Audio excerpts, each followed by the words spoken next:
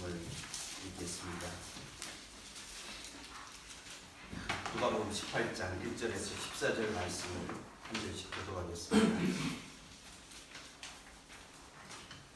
예수께서 그들에게 항상 기도하고 낙심하지 말아야 할 것을 비유로 말씀하여 이르시되 어떤 도시에 하나님을 두려워하지 않고 사람을 무시하는 천박한 자니 있는데 그 도시에 한 과부가 있어 자주 그에게 가서 그 원수에 대한 나의 원한을 풀어주소서 하되 그가 얼마 동안 듣지 아니하다가 후에 속으로 생각하되 내가 하나님을 두려워하지 않고 사람을 무시하나 이 과부가 나를 번거롭게 하니 내가 그 원한을 풀어주리라. 그렇지 않으면 늘 와서 나를 괴롭게 하리라 하였느니라.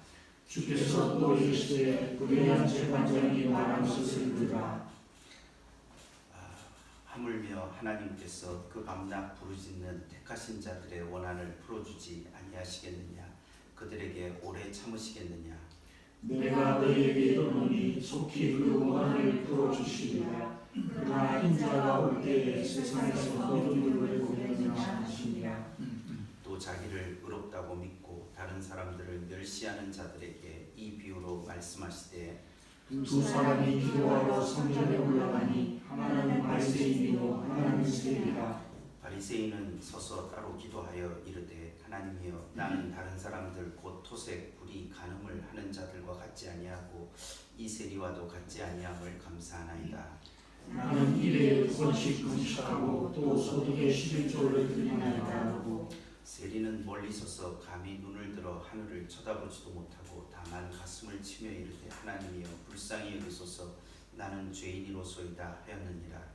내가 너희에게 이르노니 이에 저 바리새인이 아니고 이 사람이 의롭다심을 갖고 그의 집으로 내려가느니라. 물론 자기를 높이는 자는 낮아지고 자기를 낮추는 자는 높아지리라 하시니라. 그리스도 안에 사랑하는 성도 여러분, 오늘 우리가 읽은 기도에 관한 이 말씀을 가지고 종말을 살아가는 성도의 기도가 어떤 것인지 같이 한번 살펴보려고 합니다. 저희들이 이 누가복음의 말씀을 벌써 1년 넘게 수요일 저녁마다 쭉 살펴보고 있습니다. 그래서 중간중간 한 번씩 우리가 어떤 내용을 읽고 있는지 또 누가복음의 흐름 속에서 지금 어떤 위치를 달려가고 있는지 한 번씩 저 자신도 좀 점검해보고 이렇게 같이 나눠보는 것이 유익하리라 생각이 들어서 같이 한번 말씀을 선택을 했습니다. 아까 우리가 회개하는 기도의 시간에서도 얘기했던 것처럼 53일째 기도를 하고 있는 청와대 앞에서의 철야 기도를 우리가 어떻게 생각해야 될 것이냐. 낙심하지 않고 기도한다라고 하는 것을 어떻게 이해해야 되느냐 하는 그런 질문과 연결해서 여러 가지 생각을 해보게 됩니다. 무엇이 응답될 때까지 기도하는 것이 낙심하지 않는 기도이냐, 이렇게 이야기를 우리가 읽은 이 본문 앞에 우리가 질문을 하게 됩니다. 우리가 읽은 이 첫 번째 이 두 가지의 비유 둘 다 비유로 알려져 있습니다. 첫 번째 비유는 억울한 과부가 자기의 원수를 갚아달라고 불의한 재판관에게 그렇게 호소하는 그런 비유일 것입니다. 그래서 자신의 마음은 어떠할지라도 귀찮아서 그의 원한을 들어줘야 되는 불의한 재판관의 이야기를 통하여서 우리 하나님께서는 우리의 억울함을 충분히 들어주시는 분이다라고 그렇게 말씀을 하고 있습니다. 우리가 이 사건을 통해서, 이 비유를 통해서 예수님께서 말씀하시려고 하는 의도가 뭐냐, 기도라고 하는 것이 필요한데 기도하는 것에 있어서 어떤 태도가 필요한 것인가를 이 본문이 가르쳐주고 있는가, 우리가 같이 한번 보려고 합니다. 그것은 우리가 서론에서도 말씀드렸던 것처럼 첫 번째 비유의 핵심은 18장 1절에 항상 기도하고 낙심하지 말아야 할 것을 비유로 말씀하고 있습니다. 이 낙심한다라고 하는 것은 스스로 용기가 꺾이고 그 다음에 자신이 기도하는 내용이 성취가 되지 않았을 때 좌절하는 것을 낙심한다. 이렇게 누구나 알아들을 수 있는 표현이라고 말할 수 있을 것입니다. 그런데 예수님께서 이 비유를 통하여서 결론을 이야기하시는 것은 밤낮 부리진 자의 택하신 자들의 원한을 풀어주신다. 하나님께서는 7절에서 그들에게 대해서 오래 참으시겠는가. 그러니까 기도하면 하나님께서 들어주신다. 이렇게 택하신 자들의 원한을 풀어주신다. 이렇게 이야기를 하고 있습니다. 그리고 나서 다시 8절에 한 번 더 확인을 하고 있습니다. 내가 너희에게 이르노니 속히 그 원한을 풀어주시리라. 그러나 인자가 올 때 세상에서 믿음을 보겠느냐. 여기서 그러나라고 하는 이 뒤집어지는 예수님의 말씀의 내용은 뭐냐 하면은 속히 원한을 풀어주신다라고 이야기를 한 것과 그러나 인자가 올 때 세상에서 믿음을 보겠느냐라고 얘기를 했을 때 예수님의 반문은 낙심하지 않고 기도하는 사람이 없다. 이런 얘기 아니겠습니까? 인자가 올 때 정말 자기의 시대를 놓고 기도하는 사람이 있느냐? 그런 이야기로 말할 수 있겠습니다. 즉, 여기 인자가 올 때에 세상에서 믿음을 보겠느냐라고 하는 이 표현을 통하여서 우리는 이 18장에 나와 있는 첫 번째 비유가 어떤 상황 속에서 하는 기도인지에 대해서 조금 더 넓은 문맥에서 이야기를 해줍니다. 물론 본문 자체에서도 불의한 재판관에게 자신의 억울함을 이야기할 수밖에 없는, 즉 불의함의 억울함이라 원수에 의해서 억울함을 당한 상황, 그런데 그것을 불의한 재판관에게 호소할 수밖에 없는 현실, 이것은 결국은 숨을 쉴 수 있는 군역이 얼마나 좁냐 하는 것을 우리에게 말해주고 있습니다. 그런 좁은 현실 가운데에서도 계속해서 탄원할 때에 그가 허락을 받을 수 있었던 그 조그만한 가능성, 그 아주 희박한 가능성에 대한 현실 속에서도 그렇게 기도하면 듣는다라고 하는 이 말씀을 통해서 하나님께서는 불의한 현실은 있을 수 있지만은 재판관은 적어도 불의한 재판관이 아니다라고 하는 것을 말해주고 있습니다. 그럼으로써 재판관인 의로우신 재판관은 이 불의한 택하신 자들의 원한에 대해서 충분히 들어주신다, 이렇게 이야기를 하고 있습니다. 그런데 이런 정황을 우리가 이해할 수 있도록 조금 더 보편적인 상황 속으로 인도하는 것이 인자가 올 때에 세상에서 믿음을 보겠느냐라고 하는 말씀입니다. 인자가 올 때에라고 하는 표현이 왜 우리의 정황이 되느냐 하는 것은 17장을 보시면 알 수가 있습니다. 17장 22절부터 17장 마지막까지에는 인자의 때라고 하는 말을 4번을 반복해서 쓰고 있습니다. 여러분 거기에 보시면 22절에 때가 이르리니 너희가 인자의 날 하루를 보고자 하되 보지 못하리라, 이렇게 이야기를 합니다. 그리고 24절에도 번개가 하늘 아래 이쪽에서 번쩍이어 하늘 아래 저쪽까지 비침같이 인자의 자기의 때도 자기 날에도 그러한다, 이런 표현을 쓰고 있습니다. 26절에도 노아의 때에 된 것 같이 인자의 때에도 그러하다, 이렇게 말하고 있습니다. 또한 30절에 인자가 나타나는 날에도 이러하다라고 말을 하고 있습니다. 즉 우리가 이 지금 18장에서 나와 있는 이 비유, 낙심하지 말고 기도해야 되는 비유가 놓여있는 자리가 어떤 자리여야 하느냐 하는 것을 설명해 주는 배경이 그 연결고리가 8절에 나와 있는 인자가 올 때에 라고 하는 상황 속에서 우리는 기도하는 일에 있어서 낙심하지 말아야 한다는 것입니다.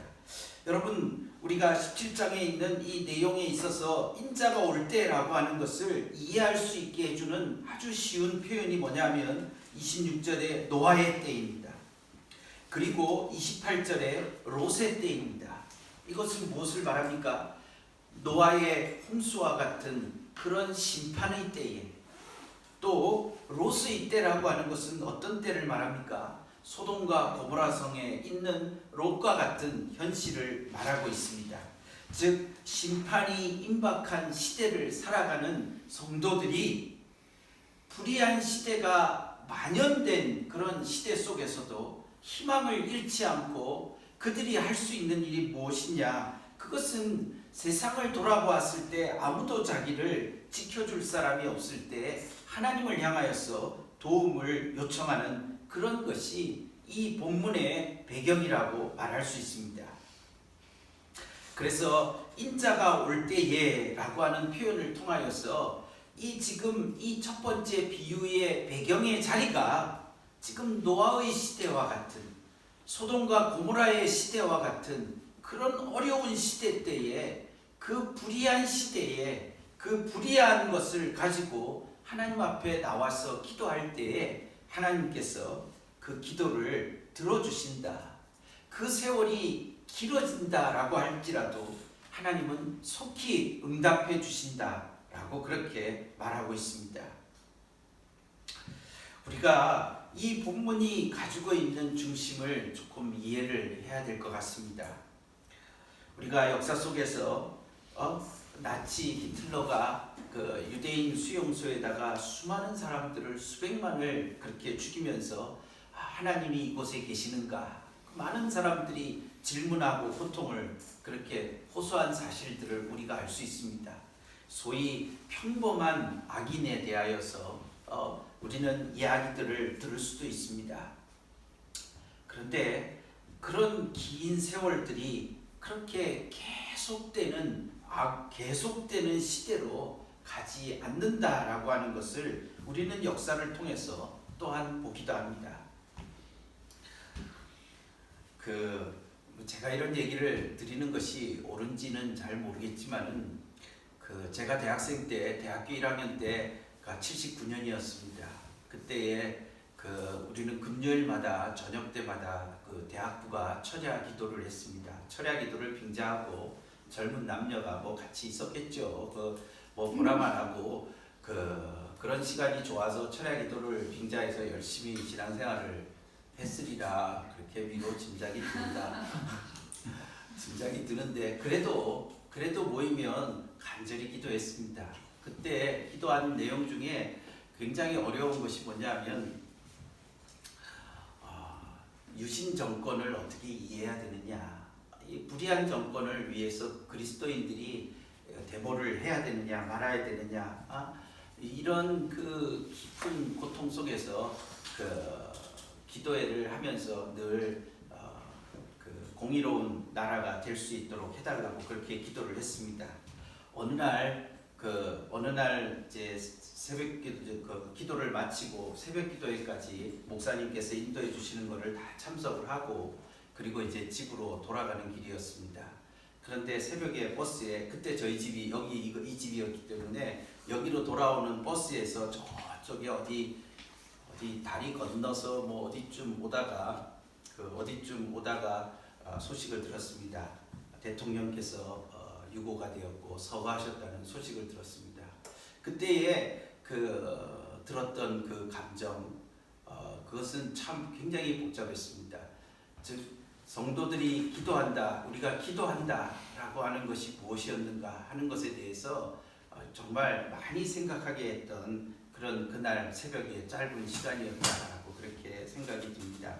물론 그 한 시대를 정리하기 위해서 우리가 기도한 것으로 표현될 수 없는 수많은 사람들의 희생과 또 노력들이 있었다는 것에 대해서 그걸 결코 쉽게 간과하려고 하는 말이 될까봐 조심스럽긴 하지만은, 그러나 그리스도인들이 낙심하지 않고 기도한다는 것이 무엇인가 하는 것에 대해서 저는 이 말씀을 들을 때마다 늘 기억이 나는 제 삶의 소중한 그런 기억이고 그런 생각들이라고 말할 수 있겠습니다.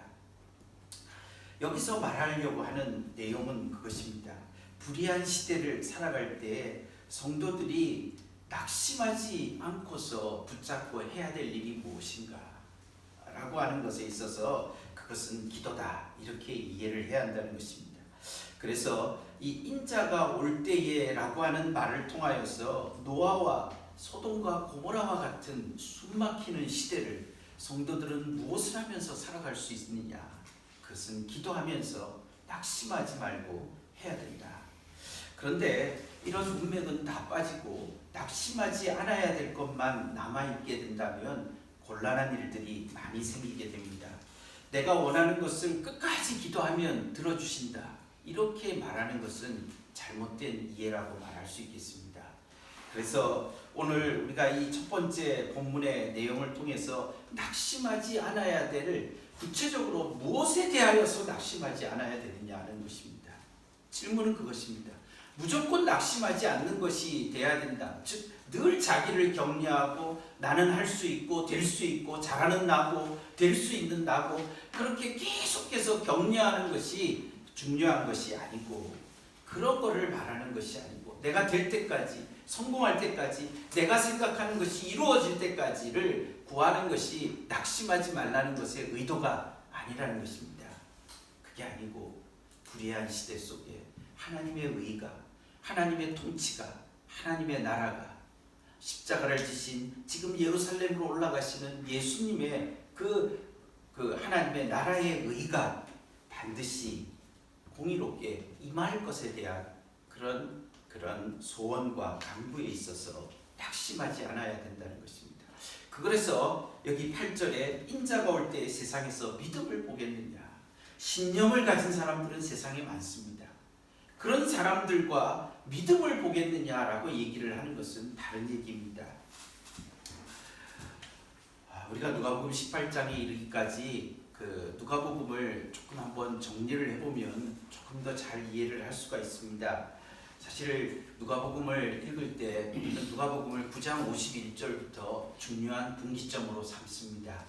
왜 누가복음 9장 51절을 중요한 분기점으로 삼느냐라고 하는 것은 한번 9장 51절을 여러 번 보았지만은 그래도 한번 보시기 바랍니다.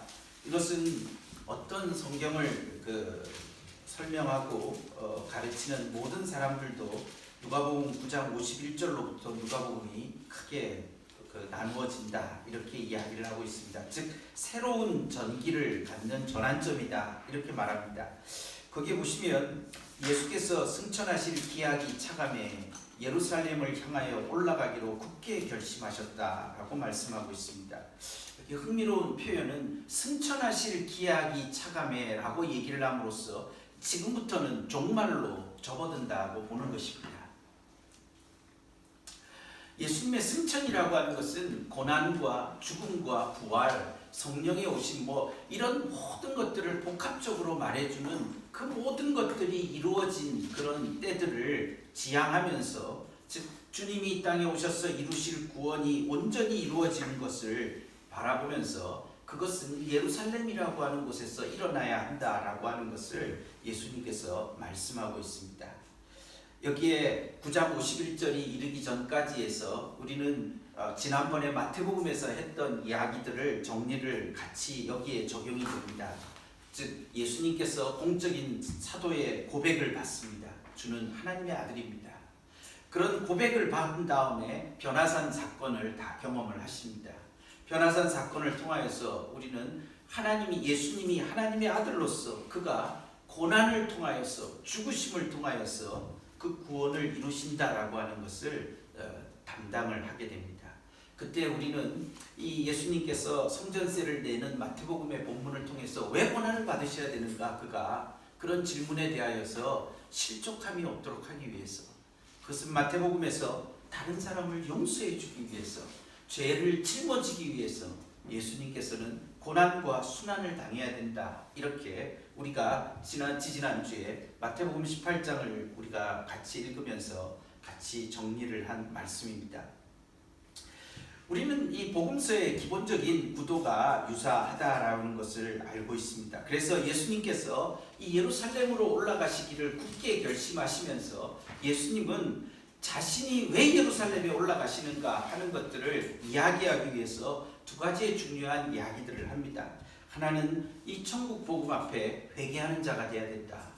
그래서 이 회개라고 하는 것이 11장부터 시작해서 17장에 이르기까지 굉장히 중요한 주제어가 된다는 것을 알 수가 있습니다. 그래서 이 회개하지 않는 도시, 뭐 10장에 봐도 고라신 뭐 이런 그 벳세다 이런 것들에 대해서 이 회개가 없는 도시가 하나님의 그런 징벌을 받는다라고 얘기하는 것을 우리가 들을 수가 있습니다. 그리고 나서도 계속해서 이 회개하지 않는 일에 대해서 말씀하는 내용들을 우리가 알 수 있습니다. 왜냐하면 요나의 표적과 같은 것이 누가복음 11장에서 이야기되는 중요한 이유는 회개하지 않으면 거기 31절에 11장 32절에 요나의 전도를 듣고 회개하였으며거니와 요나보다 더 큰 이가 여기 있다라고 얘기함으로써 예루살렘으로 올라가시는 예수님을 바라보면서 회개하지 않는 자는 그것은 그 어두운 시대의 그 심판을 면할 수 없다라고 하는 것을 우리가 들을 수 있습니다. 그래서 이 회개한다라고 하는 것에 대해서 계속해서 이야기를 하는 것을 우리가 말씀을 들을 수 있습니다.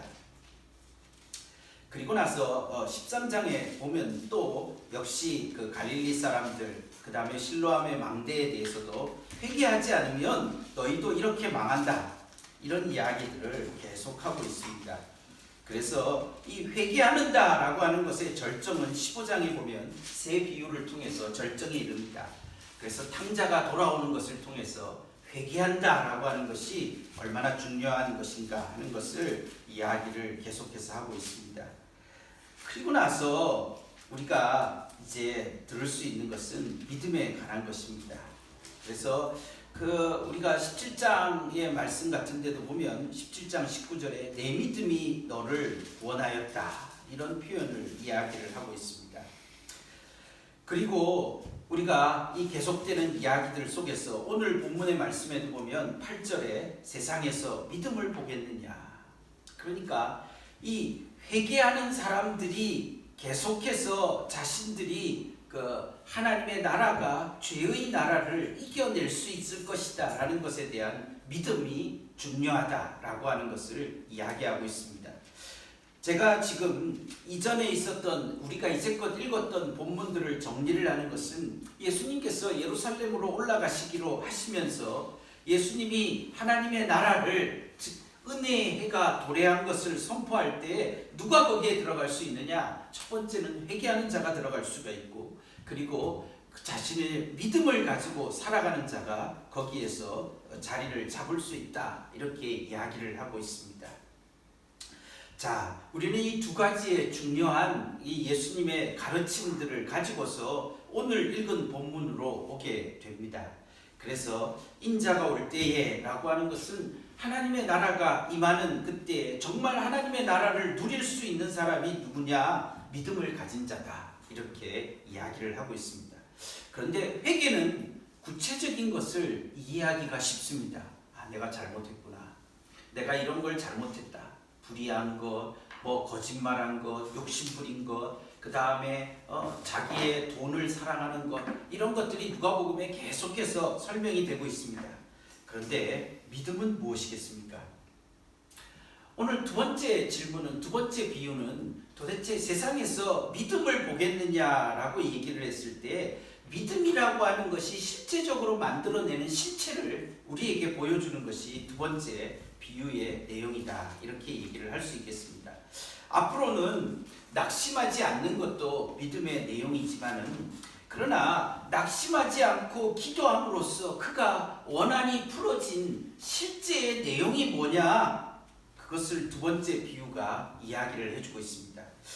여러분, 두 번째 비유는 9절에 보면 시작을 하고 있는데 그 9절에서 믿음이라고 하는 단어가 반복되는 것을 볼 수 있습니다. 9절에 보시면 또 자기들이 의롭다고 믿고 다른 사람들을 멸시하는 자들에게 이 비유로 말씀하셨다라고 말하고 있습니다. 그렇기 때문에 세상에서 8절에 앞에 있는 결론에 있어서 믿음을 보겠느냐라고 했을 때 정말 믿음이라고 하는 것이 도대체 뭐냐라고 하는 문제들을 9절에서 다시 다루고 있다는 것을 우리가 금방 알 수가 있습니다. 그런데 여기서 한 가지, 8절에 나오는 믿음이라고 하는 것은 명사형이고 9절은 동사 형태입니다. 의롭다고 믿고, 그런데 이걸 믿고라고 하는 표현이 조금은 확신을 하고 혹은 또 스스로가 그렇게 설득을 당하고 뭐 이런 식으로 표현할 수 있는 그런 이야기입니다. 자기를 의롭다라고 스스로 설득하는 사람, 자기가 스스로 이런 것을 진정한 믿음이 아니기 때문에 우리가 보통 예수님을 믿는다라고 하는 그런 믿음의 그런 단어를 쓰지 않고 약간 설득에 가까운 자기 설득과 같은, 나는 이렇게 하니까 바리새인들의 행동처럼 나는 이렇게 살아가니까 나는 이렇게 하니까 나는 정당한 사람이고 의로운 사람이다 라고 자기 설득이 되어 있는 사람, 이런 뉘앙스가 조금 강한 게 이게 의롭다고 믿고 라고 하는 표현입니다.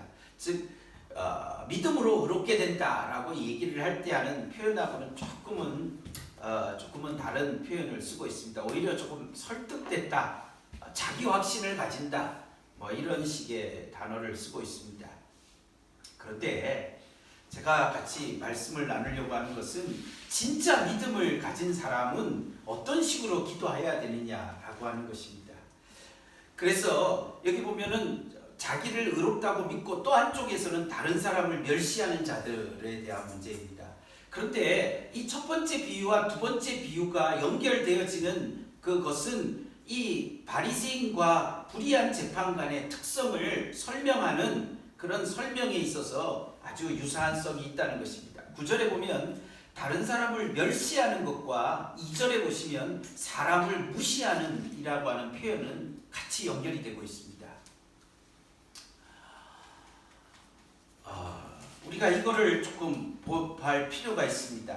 다른 사람을 멸시하는 자, 뭐 바리새인의 기도가 그걸 드러내지 않습니까? 나는 뭐 토색, 불의, 간음을 하는 자들과 같지 아니하고 이 세리와 같지 않다, 이렇게 표현함으로써 옆에 있는 이 세리, 이가 지적하는 저 사람과 같지 않다라고 하는 다른 사람을 멸시하면서 자기의 의로움을 드러내는 것이죠. 모든 인간들이 하는 방식입니다. 나는 저런 인간과 다르다.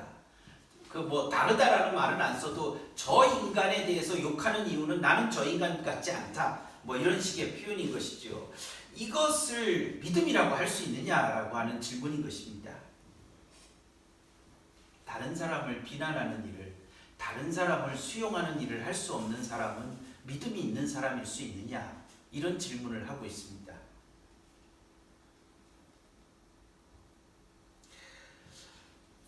도대체 성경에서 말하는 믿음이라고 하는 것이 가지고 있는 실제가 뭐냐, 이런 것에 대해서 질문을 하는데, 여기에 보면 이 9절에 나와 있는 의롭다라고 하는 문제에 대해서 정당한 의로움에 대한 문제를 14절 마지막 결론 부분에서 이렇게 얘기를 합니다. 거기 보시면 14절에 보시면 내가 너희에게 이르노니 이에 저 바리새인이 아니고 이 사람이 의롭다 하심을 받았다, 이렇게 표현을 하고 있습니다. 그래서 의롭다라고 하는 문제를, 이 의롭다가 하는 게 뭐냐라고 했을 때 하나님과의 관계가 정상적인 사람은, 혹은 또 사람들과의 관계가 정상적인 사람은 누구냐? 바리새인이 아니고 저 세리다, 이렇게 표현을 하고 있습니다. 그래서 이 성경에서 의롭다라고 하는 걸 때 의롭다라고 하는 표현이 가지고 있는 것은 이 관계 속에서 표현되는 용어입니다. 정당하게 행동하고 있는 모습을 의롭다 하고 이렇게 표현합니다. 그것을 조금 더 이렇게 조금 정리를 하자면 하나님과의 언약 관계가 정상적으로 이루어지고 있는 상태를 의롭다라고 이렇게 표현을 합니다. 이게 옳다, 그르다 이런 문제도 포함할지 모르겠지만은 그것이 1차적인 것이 아니라 하나님과, 즉 언약의 주님이신 하나님과 백성들 사이의 관계가 정상적으로 이루어지는, 바르게 관계가 이루어질 때에 그것을 의로운 관계다, 이렇게 표현을 합니다. 누가 하나님 앞에서 의롭게 되는 거냐? 자기가 자기를 의롭다라고 설득할 수 있는 자기의 어떤 기준의 몇 가지를 설정을 해놓고 거기에 만족되면 그건 의로운 것이고, 그렇지 못한 사람은 나 불의한 거냐? 그것이 아니고 하나님과의 관계 속에서 의롭게 되는 사람이 바로 세리였다, 이렇게 지금 예수님께서 말씀을 하고 있습니다. 그 결과는 뭐냐면 무릇 자기를 높이는 자는 낮아지고 자기를 낮추는 자는 높아진다라고 표현을 합니다. 도대체 자기를 낮춘다라고 하는 게 뭐냐 하는 것이 바로 우리가 지금 이 비유를 통해서 읽어야 될 본론이라고 예수님은 말씀하고 있습니다. 도대체 자기를 낮춘다는 게 뭐냐? 기도하는 사람은 자기를 낮추게 된다는 것입니다. 왜 낮춰야 됩니까? 다른 사람들을 담아내도록 하기 위한 거라는 것입니다. 세리의 기도 속에는 자신이 죄인이고 가슴을 치면서 통곡을 했기 때문에 다른 사람을 정죄하거나 다른 사람을 비난할 겨를이 없는 것입니다. 그래서 다른 사람들을 품어낼 수 있는 마음이 생기게 됐을 때 그 사람이 믿음의 마지막 시대, 불의한 시대를 살아가면서 서로 정죄하고 서로 비난하고 서로에 대하여서 화살을 쏘고 그러는 그 와중 속에서도 자신의 부족과 연약을 고통스럽게 인정하는 것을 통하여서 다른 사람들을 품어낼 여력들을 만들어가게 된다는 것입니다. 이 세리의 기도 다음에 삭개오라는 사람이 19장에 등장하게 됩니다. 우리는 이 삭개오라고 하는 사람을 통하여서 이 자신의 이 낮아짐이라고 하는 실체에 대한 기도를 드리는 사람은 어떻게 다른 사람을 품어내는지를 삭개오를 통해서 우리는 충분히 배우게 됩니다. 세리의 기도, 누가 하는 기도였겠습니까? 우리가 이 19장을 그 다음에 읽어 나가게 되면 세리가 삭개오가 하는 기도, 삭개오가 주님을 찾는 그 마음, 그런 마음은 어떤 다른 자기의 것들을 다른 사람을 위해서 내어놓을 수 있는 그런 사람이 된다라고 하는 것을 우리에게 가르쳐주고 있습니다. 우리는 바리새인의 기도가 무엇이 잘못됐는가 생각을 해보면 참 여러 가지로 이 내용 자체에서는 특별히 흠을 잡을 수 있는 것이 사실은 별로 없습니다. 뭐 자기가 안 한 것을 안 했다 그러는데 그게 뭐 특별하게 겸손한 것도 아니고 특별히 교만한 것도 안 한 거를 안 했다 그러는데 뭐라고 얘기할 수 있겠습니까? 토색도 안 하고 즉 도적질도 안 했고 불의한 일도 안 했고, 불의하다라고 하는 것은 의롭지 못하다는 건데 즉 사람과 사람의 관계에 있어서 있어야 되는 어떤 강압적 요소가 없었다는 것이 불의라는 것입니다.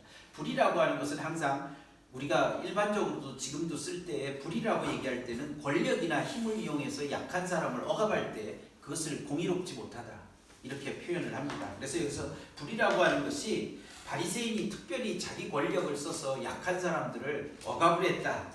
특히 이 기도하는 사람은 뭐 그런 것이 없었던 모양이죠. 없었다는데 굳이 있었다고 우리가 강변해야 될 뭐 이유는 없고요. 토색, 불의, 간음, 뭐 간음 안 했다고 그러는데 뭐 그걸 굳이 네가 마음으로 했느니 뭐 이런 얘기를 우리가 할 이유는 별로 없는 상황인 거죠.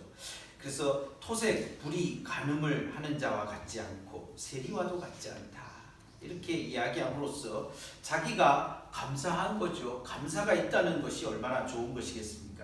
그래서 이런 부정적인 것들을 하지 않고 그 다음에 부정적인 것을 하지 않는데 그 다음에 부정적인 것을 하지 않는 이유는 적극적인 것을 하기 위한 것이거든요. 근데 문제는 적극적인 것의 방향에 대해서 약간의 방향을 이해하는 방식이 이 바리새인은 금식하고 소득의 11조를 드렸다라고 하는 것으로 표현을 하고 있습니다. 제가 수요일 저녁 때 말씀을 나눌 때는 자기를 절제할 수 있고 그 다음에 자기의 소득의 11조를 내어서 희생할 수 있는 것에 대해서 긍정적으로 우리가 생각할 수 있다 이렇게 말씀을 드렸는데 뭐 그렇게 생각을 할 수도 있겠습니다. 그런데 중요한 것은 이 사람이 극복하지 못한 것은 이 적극적으로 해야 될 요소의 방향성에 있어서 감당하지 못한 것이 무엇인가? 그것은 누가복음의 누가의 시선으로 우리에게 보여지는 것은 다른 사람을 멸시하는 것입니다. 제가 우리가 이 본문을 통해서 지금 읽어야 되는 종말의 시대를 인자가 올 때에 세상에서 믿음을 보겠느냐라고 얘기했을 때 이 세상에 타협되지 않는 모습에 대해서는 인정을 해줘야 될 것입니다. 바리새인이 그래 잘했다. 그래 당신 참 뛰어나다. 이 허물 많은 세대 가운데에서 안 산 게, 그리고 자기가 금식도 하고 민족의 슬픔에 같이 참여도 하고 또 11조도 내면서 필요들을 이렇게 내는 것 좋다라고 얘기를 하는데, 이런 것 속에서 저자의 관점, 즉 이게 뭐 요즘에 텔레비에서 뭐 전지적, 예, 뭐 하여간 전지적 관점이라고 하는 그런 어떤 이렇게 요즘에 보는 리얼리티 프로그램이라는 게 다 카메라의 진실이라는 시각에서 문제를 보는 건데, 그 진실이라는 시각에서 비추었을 때 이 사람의 문제는 뭐냐면 다른 사람을 멸시하거나 무시한다는 것입니다. 여기에 첫 번째 비유와 두 번째 비유의 공통인 것은 뭐냐면 다른 사람을 품어내는 것에 실패하는 사람을 말합니다. 무언가 행동은 있는데 다른 사람을 담아내지 못한다는 것입니다. 저는 이것이 지금 이 두 비유가 우리에게 그 하나님 나라를 누리고 살아갈 때 내가 특별하게 살아야 된다. 내가 정말 믿음을 가지고 살아야 된다. 내가 세상과는 구별되게 살아야 된다. 이렇게 살아가야 됩니다. 근데 그렇게 살아가는 것을 통하여서 우리가 결국은 우리의 그런 기도와 우리의 기도의 내용과 우리의 신앙생활을 통하여서 우리가 결국 뭐를 할 수 있어야 되느냐? 결국 다른 사람, 원수, 예수님께서 산상보훈에서 하셨던 말씀처럼 원수를 위해서 기도하고 사랑할 수 있느냐? 그러니까 우리가 자기의 소유물을 조금 내놓을 수도 있고 11조를 낼 수도 있고 금식을 할 수도 있지만은, 그러나 다른 사람을 멸시하는 것은, 이것은 그 진정한 믿음이 아니다. 이렇게 우리에게 이야기를 하고 있습니다. 왜 멸시하느냐? 그것은 자기를 높인 결과라고 이렇게 예수님께서 말씀하시는 것이죠. 우리가 이런 행동을 하는 이유가 뭐냐? 왜 예배를 드리느냐? 왜 우리가 기도하느냐? 왜 우리가 11조를 내고, 왜 우리가 금식도 때로는 하고, 왜 우리가 종교적 행위를 하느냐? 하나님 앞에 서 있는 신앙생활이라는 세상 사람들이 하지 않는 일을 왜 우리는 하느냐? 왜 봉사를 하고 섬기고 왜 하느냐?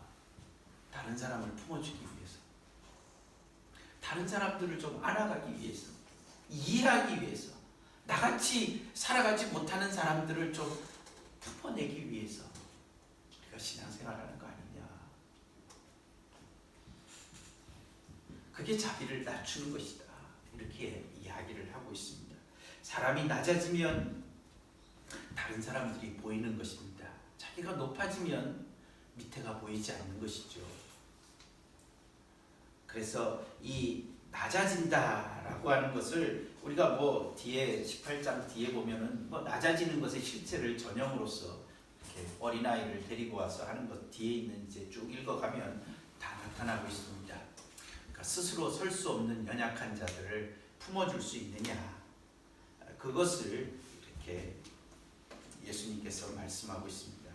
그래서 제가 이 두 번째 비유에서 이 바리새인과 세리의 비유를 통하여서 이야기하려고 하는 것은 무엇인가? 우리가 기도하는 행위 혹은 기도하는 행위를 통하여서 우리가 할 수 있는 일이 무엇인가? 라고 얘기를 할 때에 기도를 통하여서 믿음의 표현으로서 기도, 하나님의 약속의 표현, 즉 불의한 세대를 이겨낼 수 있다. 우리에게는 늘 그런 확신이 필요합니다. 첫 번째 비유는 그걸 가르쳐 줍니다. 지치지 않고 우리를 세울 수 있는 것은 믿음이다. 하나님의 약속이다. 내가 비록 어려운 시대를 살아가고 있지만, 우리의 삶의 환경이 어려울 수 있고 내 형편이 어려울 수 있지만은, 그러나 반드시 하나님의 의가, 하나님의 나라의 평화가 우리를 이겨낼 수 있다. 지치지 않고 기도해낼 수 있는 그런 것이 우리에게 필요하다. 종말을 사는 성도들에게 이런 기도의 태도가 굉장히 소중하다. 무엇에 대하여서 낙심하지 않아야 되는지를 우리가 정확히 인식하는 게 필요하다. 그런 사람은, 그렇게 기도하는 사람은 결과적으로 어떤 모습이 돼야 되느냐라고 얘기할 때 자기를 낮추는 자가 돼야 된다. 다른 사람을 품어줄 수 있어야 된다. 다른 사람을 멸시하거나 다른 사람을 무시하지 않는 사람이 돼야 된다. 이렇게 이야기하는 것이죠.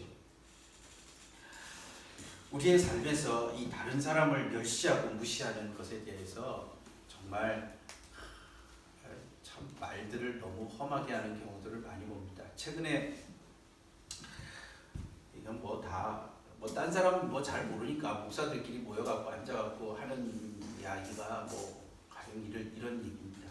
북한에 다녀온 목사들은 전부 다 성접대 받았고 거기에 전부 자식들이 있고 그 다음에 그 걔네들만 다 모아놓은 마을들이 있어서 그런 얘기들을 막 합니다. 그럴 때 도대체 너무 무례하다. 그러면서 막 특정 사람 이름들 다 거론합니다. 북한에 갔다 온 사람들. 너무 무례하다라는 생각이 들었습니다. 그래갖고 그 거론되는 사람 한 사람한테 내가 듣고서 바로 카톡으로 이런 얘기가 있는데 사실입니까? 그래서 내가 물어봤어요. 그랬더니 자기도 얼마 전에 들었는데 하도 기가 막혀서 그냥 그런다고 사람들이 그렇게 말을 하더라고. 막 그렇게 다른 사람을 이겨먹기 위해서 하는 말이 없는 시대를 살아가고 있습니다. 왜 복음이 필요한지 도대체 왜 우리가 신앙생활을 해야 되는 이유를 너무 우리의 생각, 자기의 생각이 이기기 위해서 너무 함부로 말하고 너무 지나친 이런 삶의 태도들이 그런 것이 기도로 터져 나오면 이게 정상적이냐 이렇게 말할 수 있는 것입니다.